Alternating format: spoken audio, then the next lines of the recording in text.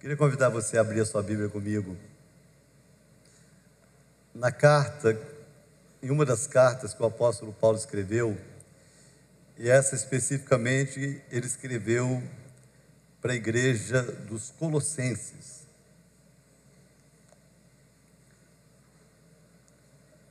Carta aos Colossenses, capítulo 2.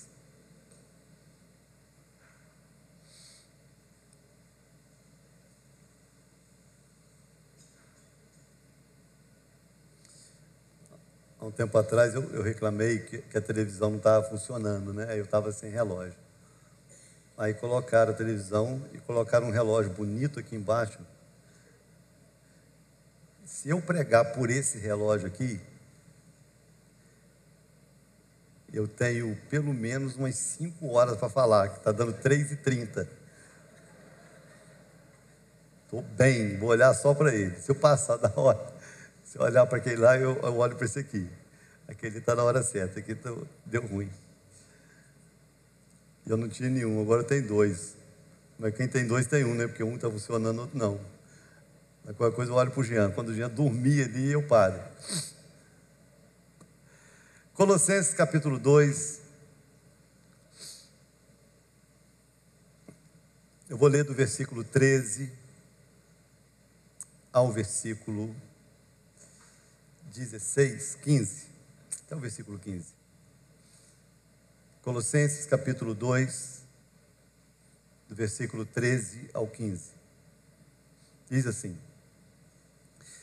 E a vós outros, que estáveis mortos pelas vossas transgressões e pela incircuncisão da vossa carne, vos deu vida juntamente com ele, perdoando todos os nossos delitos ou pecados, tendo cancelado o escrito de dívida que era contra nós e que constava de ordenanças, o qual nos era prejudicial, removeu inteiramente, encravando na cruz, e despojando os principados e as potestades, publicamente, os expôs ao desprezo, triunfando deles na cruz.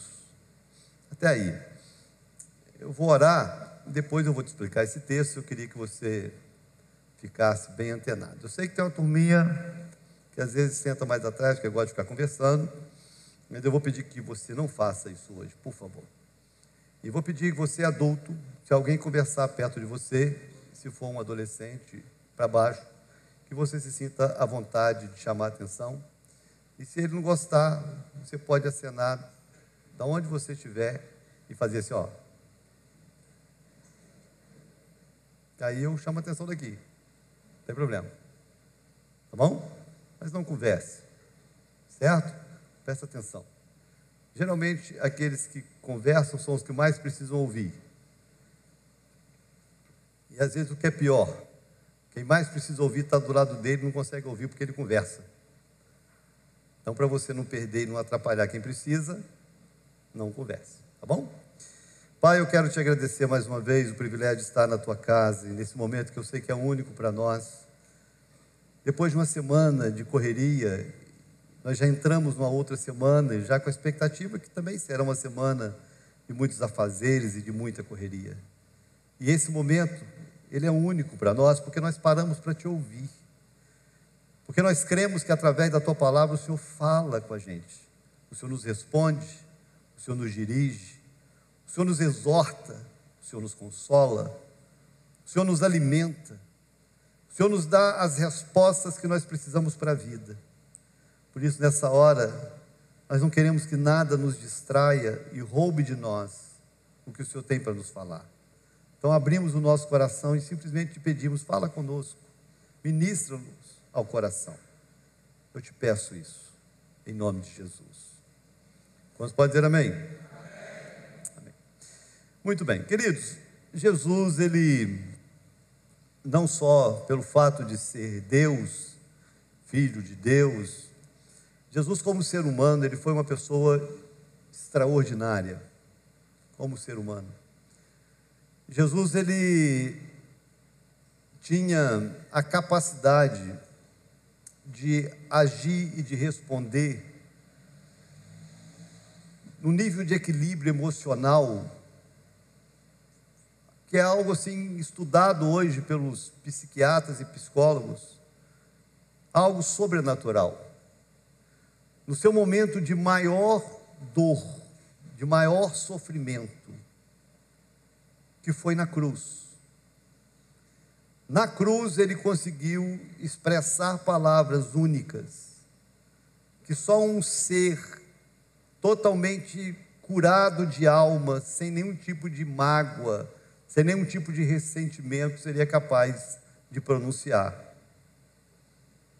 E de todas as frases que Jesus declarou na cruz, inclusive orando para que o Senhor não imputasse pecado àqueles que estavam ali agredindo ele, mas para mim a frase que mais me impacta na cruz é quando Jesus, antes do último suspiro, ele diz: está consumado. Essa frase para mim ela é extraordinária. E ele não podia dar o último suspiro sem antes declarar: está consumado. Porque essa frase, ele condensa nela todo o propósito da sua vida e todo o propósito do seu sofrimento. Quando ele declara está consumado, ele está dizendo: tudo que tinha que ser feito foi feito, não falta mais nada, está consumado. Essa frase ela é muito mais completa do que nós somos capazes de entender e até de explicar. Está consumado. Tudo que Jesus precisava fazer por nós, ele fez. Tudo que todo ser humano precisa para ter vida eterna e vida abundante na terra, está consumado, Jesus fez. Porém, não só nos dias de hoje, mas desde que o Evangelho é anunciado, que as pessoas não conseguem entender a plenitude do sacrifício que Jesus fez. Presta atenção, quando Paulo escreve a carta aos Colossenses, a maioria dos estudiosos acredita que Paulo escreveu essa carta, foi uma das cartas que ele escreveu estando preso. Paulo ficou preso em Roma até a sua condenação, e durante o tempo que ele estava preso, ele escreveu várias cartas, como escreveu a última, que foi a segunda carta a Timóteo, que ele anuncia, que já estava condenado, que ele morreria e tudo mais. Então ele escreve várias cartas, e mesmo preso, ele encontrou forças para consolidar as igrejas, e manter o seu ministério, e dar cobertura para os pastores que estavam espalhados por todos os lugares que ele tinha evangelizado, inclusive na Ásia. Então, os pastores iam, visitavam as igrejas e traziam os relatórios: a igreja tal está passando por isso, a igreja tal está passando por isso, a igreja tal está enfrentando essa guerra, a igreja tal está enfrentando essa situação. E a igreja de Colossenses estava enfrentando um desafio, estava sendo pregado dentro dela. Algumas pessoas se introduziram um ensino falso de que o que Jesus fez não era suficiente, e que era necessário que eles continuassem a obedecer às leis de Moisés, e começaram a tentar implantar isso na igreja. Vocês precisam guardar o sábado, vocês precisam se abster disso ou daquilo, e começaram a criar regras, tirando da igreja a alegria e a liberdade que eles haviam conquistado em Cristo. Quando Paulo escreve essa carta, escreve para chamar a atenção dessa igreja, justamente para isso. Ei, como? depois de vocês terem experimentado Cristo, depois de vocês terem experimentado a libertação em Jesus, vocês vão voltar e vão se submeter de novo. Uma outra igreja que enfrenta esse dilema foi a igreja dos Gálatas, que depois de ter conhecido a graça de Deus, é assediada por falsos ensinos. Você não pode isso, você não pode aquilo, e você tem que circuncidar, você tem que guardar sábado. E novamente Paulo tem que escrever para chamar a atenção. E aqui na igreja aos Colossenses, essa carta, o argumento que Paulo usa para ensinar para essa igreja que o sacrifício de Jesus era suficiente, o argumento que Paulo usa é profundo, é tremendo. E eu queria muito hoje compartilhar com você sobre isso, sobre o sacrifício de Cristo, o maior evento da história da humanidade. Nenhum outro evento na história até aqui e até o final dos tempos vai se comparar ao evento da cruz. Nenhum outro evento teve ou será capaz de ter o poder que o sacrifício da cruz teve. E é esse o argumento que Paulo usa para jogar por terra tudo aquilo que tentavam argumentar para competir com aquilo que Jesus havia feito pela nossa redenção e salvação. Falar sobre o sacrifício de Cristo é falar sobre a nossa fé, é falar sobre aquilo que dá sentido à nossa vida.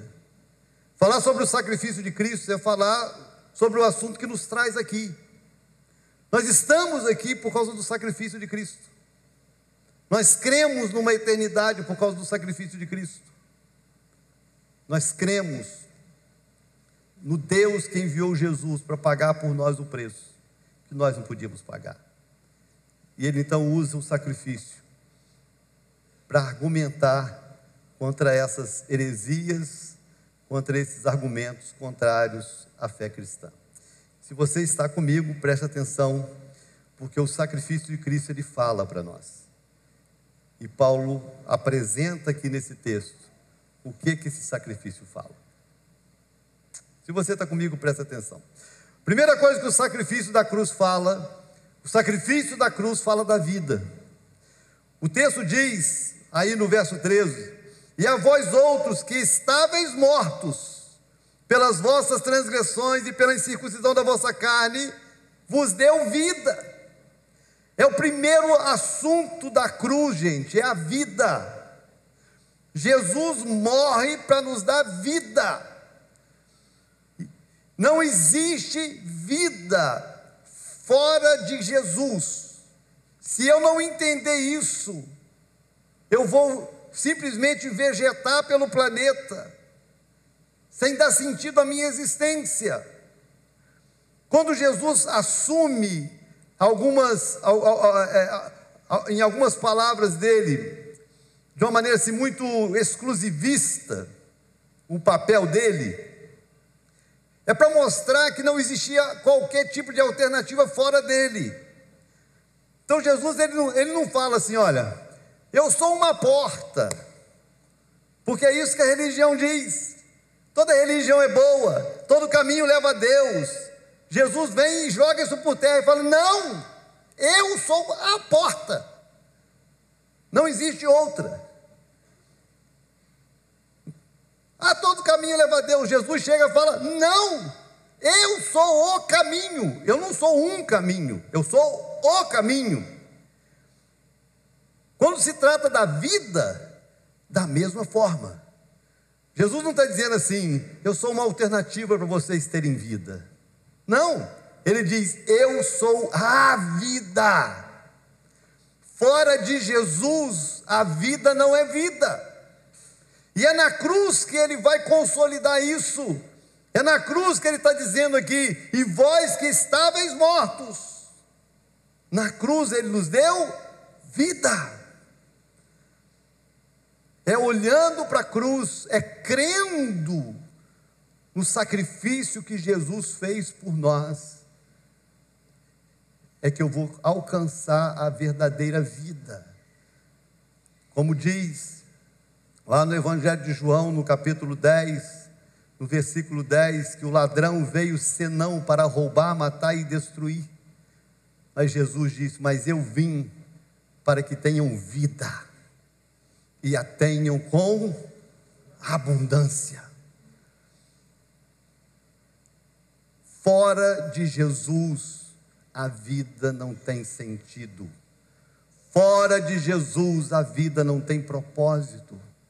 Fora de Jesus, a vida é fútil. Fora de Jesus, a vida é insegura. Só existe vida plena e eterna em Jesus. E Jesus conquistou essa vida morrendo na cruz por nós. Então, quando eu olho para a cruz, quando eu olho para a mensagem da cruz, eu estou ouvindo uma mensagem de vida. Jesus morreu para nos dar vida. Posso ouvir um amém? Segundo, o sacrifício da cruz, além de falar de vida, o sacrifício da cruz, ele fala de aliança. O texto diz, ainda no verso 13: e a vós outros que estáveis mortos pelas vossas transgressões e pela incircuncisão da vossa carne. O que o texto está dizendo é que antes do sacrifício de Cristo, nós não tínhamos aliança com Deus. Nós estávamos separados de Deus.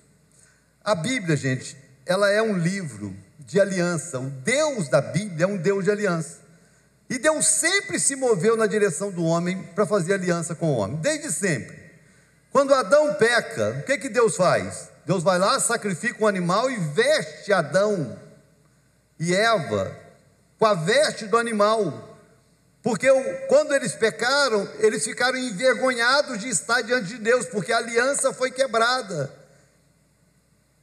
Então eles pegaram lá umas folhas de bananeira para se esconder atrás, mas não foi suficiente, porque não tinha um sacrifício, e sem sacrifício não tem aliança. Então eles sacrificam o animal, faz a roupa da pele, para que o homem não mais se sentisse nu. Foi uma aliança Deus fazendo com o homem. E Deus sempre se moveu na direção do homem para fazer aliança com o homem. Foi assim com Noé, foi assim com Abraão, foi assim depois do dilúvio, quando ele coloca o arco no céu e diz: todas as vezes que chover eu vou olhar para o arco, eu tenho uma aliança com a terra de nunca mais destruir a terra pelo dilúvio. E Deus sempre se moveu fazendo aliança com o homem. A Bíblia ensina muitos tipos de aliança. Uma aliança eterna, uma aliança de sal, mas a maior de todas as alianças foi a aliança da cruz. Porque toda aliança, de alguma forma ou em algum momento, ela precisava de um renovo. A aliança da cruz é uma aliança eterna. Jesus morre na cruz para fazer uma aliança com a gente, para que nós pudéssemos nos reaproximar de Deus, para que nós pudéssemos ter um compromisso com Deus. Porque tem muita gente que não tem dificuldade de acreditar que Deus existe, não é verdade? Nós vivemos num país cristianizado, a nossa cultura é uma cultura cristianizada. Então é uma minoria que vai negar a existência de Deus. Até os ateus, que se dizem ateus, quando a coisa aperta, a primeira coisa que eles falam é clamar por Deus, né? E quando dá bom, graças a Deus, ele até esquece que é ateu, né? Porque é um país cristianizado. Então acreditar em Deus faz parte da nossa cultura. As pessoas acreditam em Deus, sabem que Deus existe, e foram criadas num ambiente onde a avó era religiosa, onde a mãe era religiosa, ou algum padrinho religioso. Então ele aprendeu que existe um Deus, ele acredita nesse Deus. Talvez ele não saiba explicar muito a respeito desse Deus, ele não entenda muito a respeito desse Deus, mas ele acredita que existe um Deus. Então, alguns até de maneira errada, ou da forma deles. Então acreditar em Deus é a coisa mais normal de qualquer ser humano, inteligente no mínimo, é acreditar que Deus existe. A Bíblia diz que até o diabo acredita, não é possível que você seja pior do que o Satanás, né? Até o diabo acredita que Deus existe, a Bíblia diz que o diabo acredita e treme por causa disso. Então nós somos melhores um bocadinho. Mas quando a Bíblia fala da cruz, a cruz não fala apenas da existência de um Deus, ou simplesmente eu acreditar, Deus existe. Não, no sacrifício da cruz, Deus faz uma aliança com o ser humano, não só para que o homem acredite na existência de Deus, mas para que o homem tenha compromisso com Deus. Porque a aliança fala de compromisso. A aliança exige responsabilidade. Jesus sobe na cruz, Jesus morre na cruz para dizer: eu estou disposto a pagar o preço por você. Ele morre na cruz para dizer: eu estou disposto a pagar o preço para ter você, para me comprometer com você, para que você se comprometa comigo. Então Paulo está dizendo que nós estávamos separados por causa da incircuncisão da nossa carne. Nós não tínhamos nada a ver com Deus, ainda que nós acreditássemos na existência dele. Jesus morre na cruz para que essa aliança pudesse ser feita e eu pudesse ter compromisso com Deus. Não existe compromisso com Deus fora da cruz. Não existe compromisso com Deus fora do sacrifício de Jesus. Não existe. Por isso que não existe essa ideia: eu sirvo a Deus do meu jeito, eu sirvo a Deus da minha casa. Não existe isso. Só existe uma forma de servir a Deus, e essa forma de servir a Deus passa pela cruz, passa pelo sacrifício de Jesus e por tudo aquilo que Ele estabeleceu para que nós tivéssemos compromisso com Ele. Então, o sacrifício da cruz fala de vida, o sacrifício da cruz fala de aliança. Mas o sacrifício da cruz também fala de perdão. Ainda no verso 13, diz: e a vós outros que estáveis mortos, pelas vossas transgressões e pela incircuncisão da vossa carne, vos deu vida juntamente com Ele, perdoando alguns dos seus pecados. Amém? Você não está lendo a Bíblia, não? Vê se está escrito aí na sua Bíblia. Perdoando todos os seus pecados. Essa é a palavra.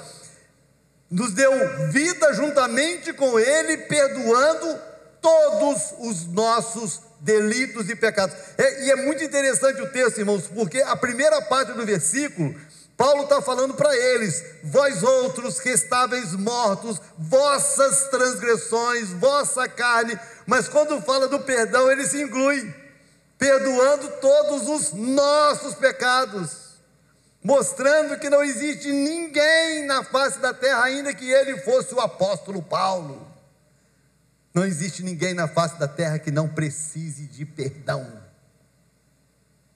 Não existe.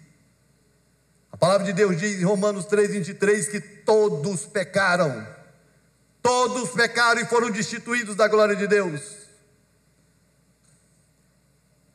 João, quando escreve sobre o pecado, diz que aquele que diz que não tem pecado, ele é mentiroso, faz de Deus um mentiroso e a verdade não está nele. Romanos 6:23, Paulo diz: porque o salário do pecado é a morte. Na cruz, Jesus alcança o perdão que nenhum outro, em nenhuma outra situação ou circunstância, nós podemos alcançar. E eu vou te falar algo: não existe nada, não existe sensação, não existe experiência, não existe nada que possa se comparar a uma vida perdoada. Pessoas suicidam porque não conseguem suportar a dor da acusação. Pessoas tiram a própria vida porque não suportam conviver com os próprios erros.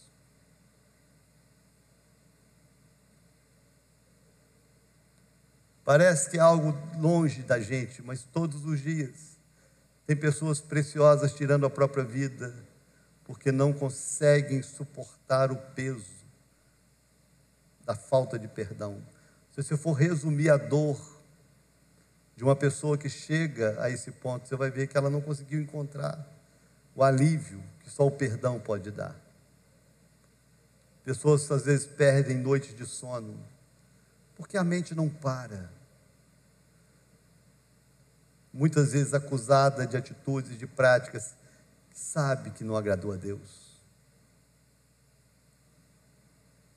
Coisas, respostas, palavras, coisas que às vezes ninguém nunca vai saber, mas que não saem da sua mente, e você sabe. E às vezes conviver com esse peso de acusação faz com que a vida se torne um tormento, se torne um problema, se torne algo insuportável. Como é ruim você ver pessoas que têm tudo para ser feliz e olha para a vida e a vida se tornou insuportável. O que faz a vida se tornar insuportável é a falta de perdão. É você ter a certeza de que Deus te perdoou.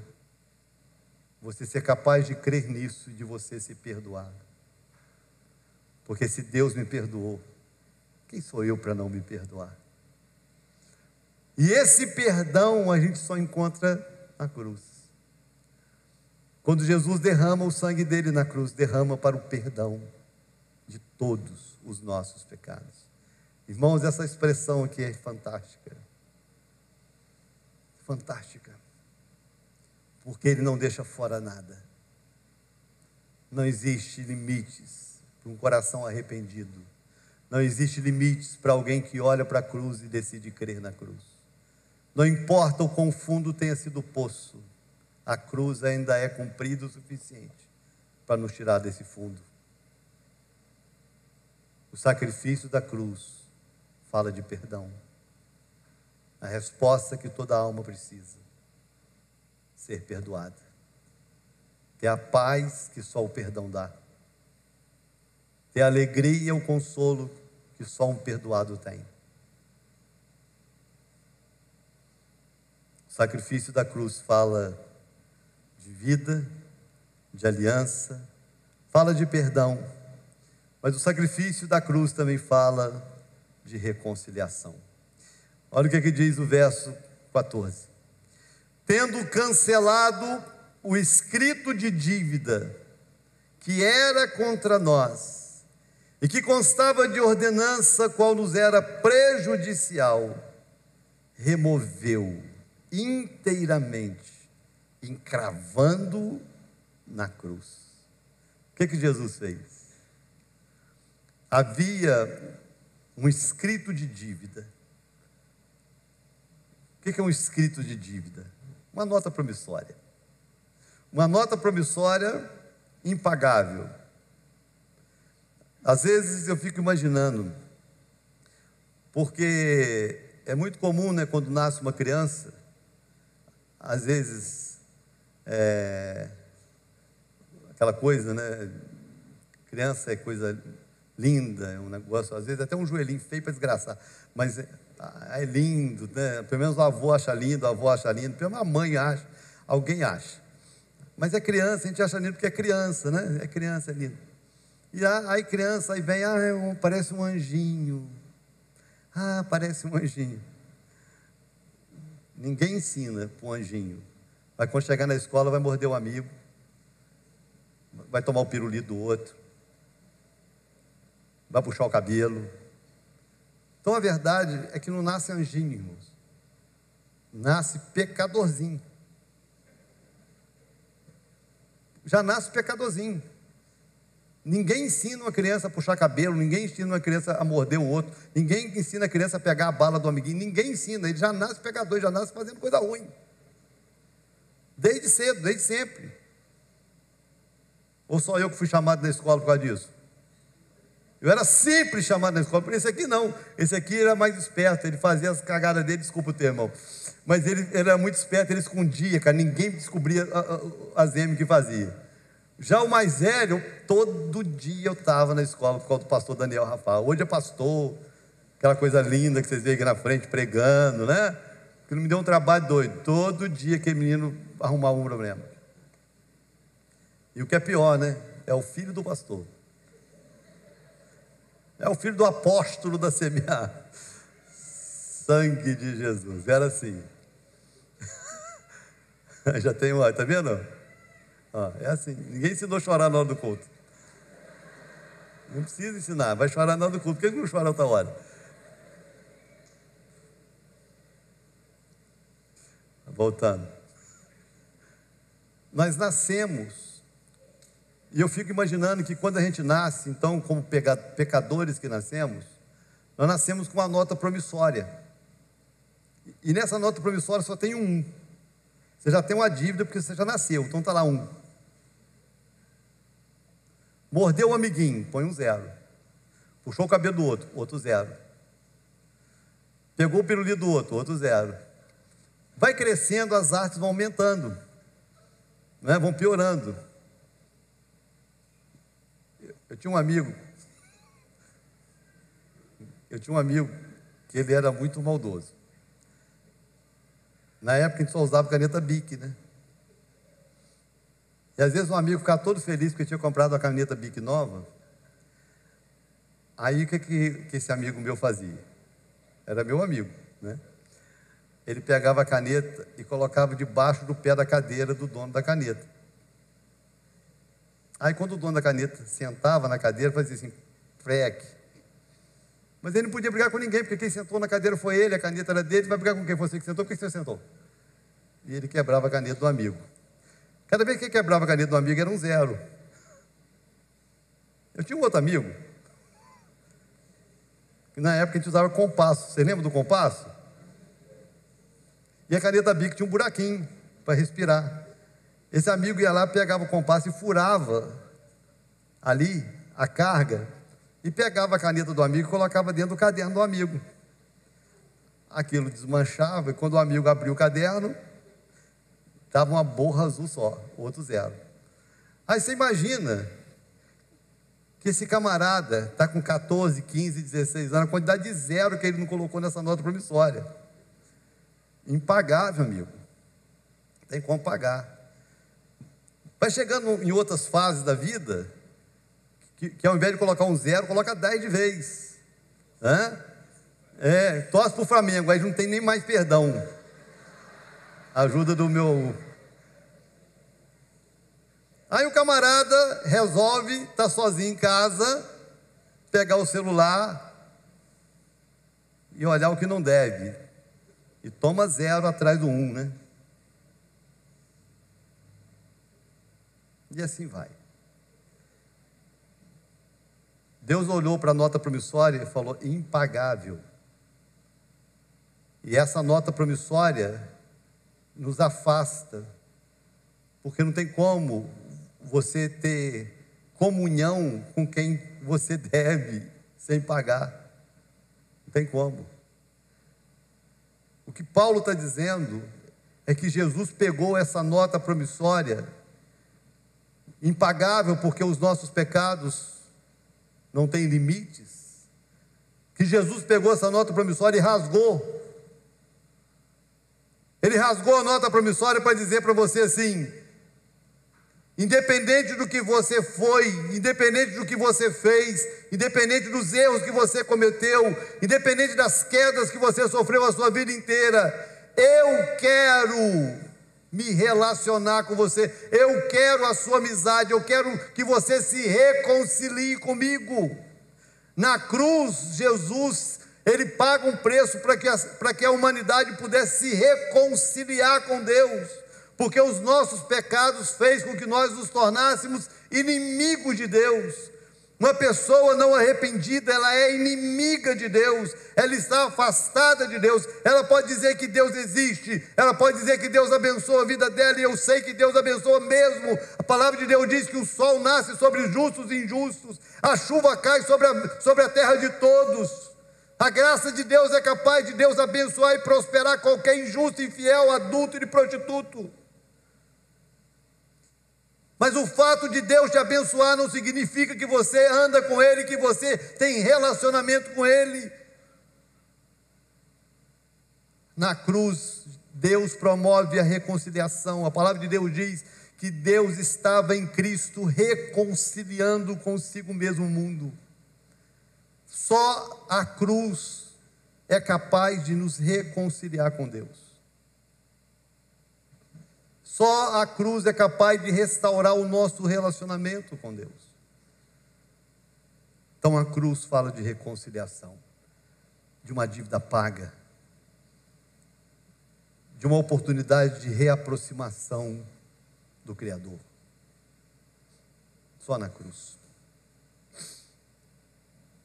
E por último, o sacrifício da cruz também fala de vitória. O verso 15 diz: e despojando os principados e as potestades, publicamente os expôs ao desprezo, triunfando deles na cruz. Estava pensando, meditando esse texto hoje, porque existem assim umas ideias meio erradas a respeito do mundo espiritual. Algumas pessoas, inclusive a gente já ensinou isso, né? Que quando Jesus morreu na cruz, que o inferno fez festa. Não é verdade, irmão. O inferno não fez festa quando Jesus morreu na cruz. Quando Jesus morreu na cruz, o inferno sabia que já era. Foi na cruz que o inferno foi derrotado. Foi na cruz que Satanás foi exposto. Na verdade, tudo que o diabo queria é que Jesus não fosse à cruz. Desde que Jesus nasce, tudo que o diabo tentou foi fazer ou impedir que Jesus fosse à cruz. No sacrifício das crianças de Belém, matar Jesus sem ir para a cruz. Na tentação do deserto, se você se prostrar e me adorar, eu vou te dar tudo. Sempre o diabo fez algo, intentou para que Jesus não fosse à cruz. Tentou promover acidentes. Jesus estava num barco, com uma tempestade, o barco ia afundar, e Jesus dormindo no barco. Por que você acha que aquela tempestade veio do nada? Tanto é que Jesus repreende, a tempestade acaba. Então não era uma tempestade natural, era uma guerra espiritual. Era o diabo tentando matar Jesus antes da cruz. Sempre o diabo tentou fazer com que Jesus não fosse à cruz. O diabo sabia, o dia que ele for à cruz não tem mais jeito, acabou para nós. E aqui o apóstolo Paulo está dizendo: e despojando os principados e as potestades, publicamente os expôs ao desprezo, triunfando deles na cruz.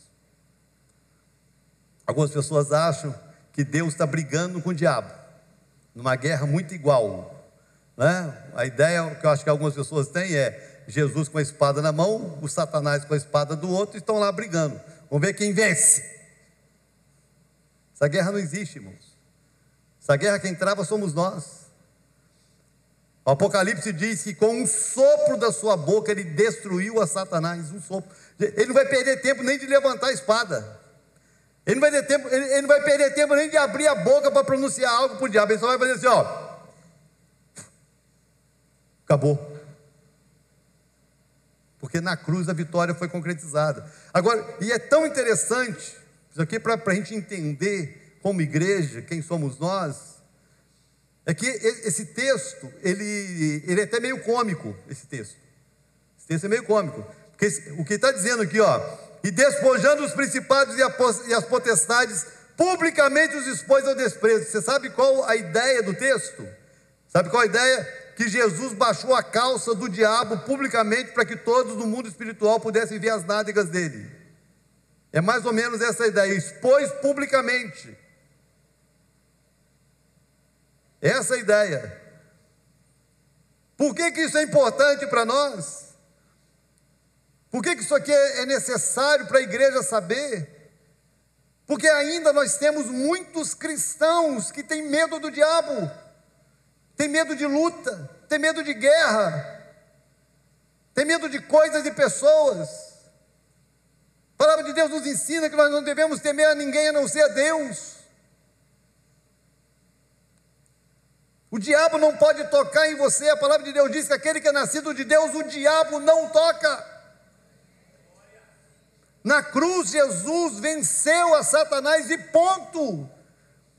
Jesus declarou na ressurreição: todo poder me foi dado no céu e na terra, todo. Quando ele nos manda ir, antes ele fala: todo o poder me foi dado no céu e na terra. E aonde que esse poder foi conquistado? Na cruz. Na cruz, Jesus tira do diabo todos os possíveis argumentos que ele pudesse ter contra nós. Por isso que Jesus tem a autoridade de dizer: eu edificarei a minha igreja, e as portas do inferno não prevalecerão contra ela.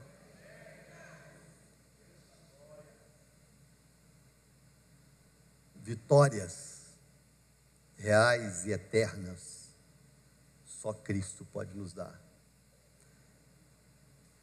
Até mesmo porque se você não tem Cristo,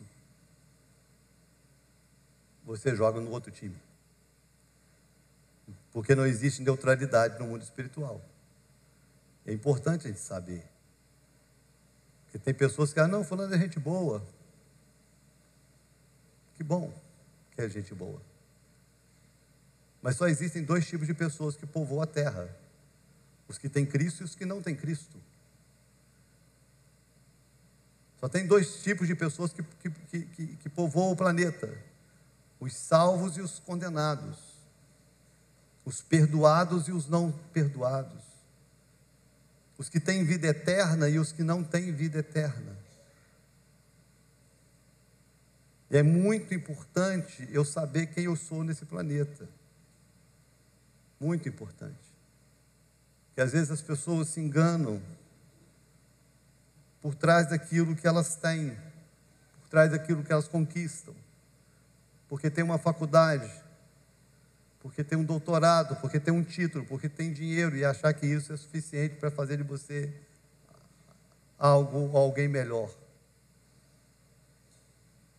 Hoje pela manhã eu me emocionei aqui falando do Silvio Santos. E quando eu cheguei em casa, eu fui acompanhar um pouco das notícias do sepultamento. E eu, poxa, ele era um judeu. E como judeu não tem velório. Foi uma frustração para o Brasil. Porque se fossem fazer um velório para o Silvio Santos, ia ser igual ou maior que o velório do Pelé. Não é verdade? Ia ser igual ou maior que o velório do Pelé. Mas judeu não tem velório. E outra coisa, desde a época de Cristo, que todo judeu é sepultado da mesma forma. Vocês lembram como é que Jesus foi sepultado? Envolto num lençol branco, colocado e sepultado. Todo judeu pode ser trilionário, ele vai ser sepultado envolto num lençol branco, do mesmo valor que qualquer operário pobre judeu vai ser sepultado, para que todos saibam, não importa o que você teve na vida, na morte todos nós somos iguais.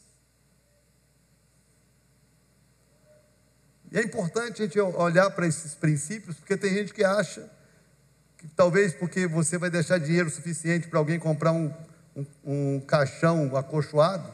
Nos Estados Unidos, eu vi uma reportagem uma vez que tinha caixão até com ar-condicionado. Já pensou? Caixão com ar-condicionado. Agora você está pensando que isso é novidade? Moderna, né? Não. Os faraós pensavam a mesma coisa. Faziam túmulos, tumbas, que tinha condições de se respirar lá dentro, com todos os bens que eles adquiriram a vida inteira, e o que é pior, matavam todos os empregados, empregadas e esposas, para que quando ele ressurgisse na nova vida, ele não ressurgisse sozinho, e todo mundo estivesse lá para servir a ele. Morria todo mundo no mesmo lugar. Não vou achar depois, era só osso, amigo. Então você pode ter dinheiro para levantar um castelo, você pode ter dinheiro para levantar uma pirâmide, você pode ter dinheiro para juntar tudo na vida. Quando você morrer, se você tem Jesus, você vai para o céu, se você não tem, você vai para o inferno. Ponto. A cruz fala disso. É isso que a cruz está anunciando. É sobre esse nível de vitória que a Bíblia está anunciando para nós. E é sobre isso que Jesus veio compartilhar com a gente. Essa é a mensagem da cruz. Em verdade vos digo: quem ouve a minha palavra e crê naquele que me enviou, tem a vida eterna e não entrará em juízo, pois já passou da morte para a vida. Você pode ouvir muitas mensagens, mas essa é a única capaz de te salvar. Não interessa, não importa quem você seja. Se você quer ter uma eternidade com Deus, você precisa passar pela cruz. Queria convidar você a ficar de pé comigo.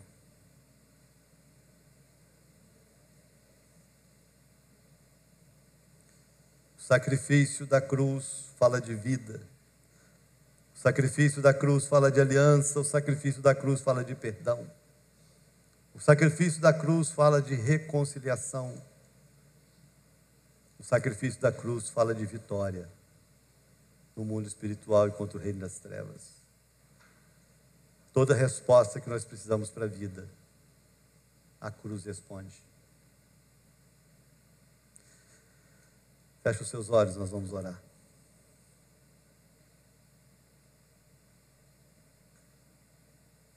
Quem é você? Quem é você para Deus? Quem é você? Se eu morrer agora, para onde eu vou?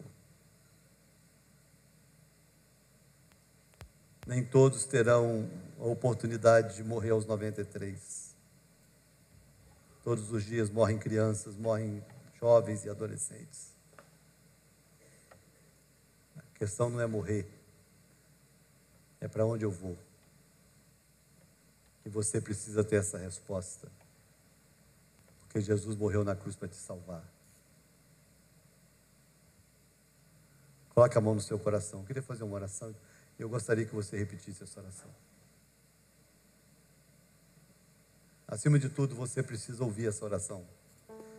Então fale, pelo menos, para que você se ouça, tá bom? Você não precisa gritar, mas fale, pelo menos no volume que você ouça, que você está fazendo a oração. Diga comigo, diga: Senhor Jesus, eu entendi a tua palavra. Eu entendi a mensagem da cruz. Essa noite eu entendi que Jesus morreu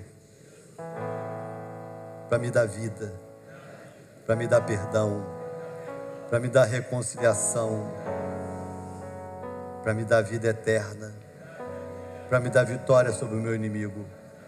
Hoje eu entendi: o sacrifício da cruz não foi em vão. E diante dessa mensagem, eu peço perdão pelos meus pecados, porque essa mensagem promete que todos os meus pecados serão perdoados. Senhor Jesus, eu me arrependo, me perdoa, pois nessa hora eu declaro, eu creio no sacrifício que o Senhor fez na cruz por mim. E eu abro o meu coração para te receber como meu único e exclusivo Senhor e Salvador.